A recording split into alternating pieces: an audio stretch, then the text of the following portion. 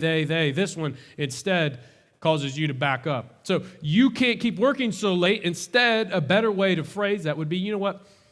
I feel frustrated when you work late because I've had a long day with the family.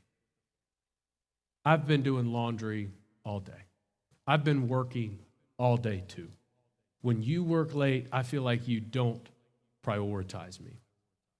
Another example of a you statement is you, don't nudge your neighbor, you always come home and play video games. You always come home and you just play video games, or you always come home and go to the garage. You always come home and go hunting. You always come home and go out with the girls, right? You've heard these phrases before. You always, right? But that's not helpful. That's unwholesome. That's tearing down. That's rotten. That's opening up the avenue for bitterness and anger and rage. Not fist fighting, but rage, right? He says, instead of that, you should try to shift it a little bit and say, you know what?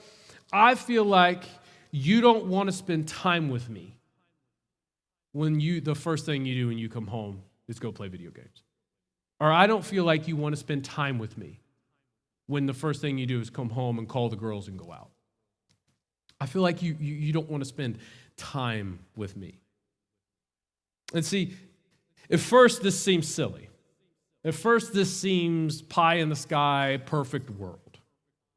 Except psychology has proven and shown that it works.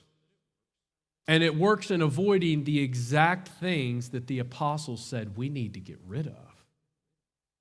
So therefore, we should probably heed his warning and get rid of that type of behavior and get rid of that type of attitude and get rid of that type of language because it's unwholesome. It's rotten. It tears down. It doesn't build up.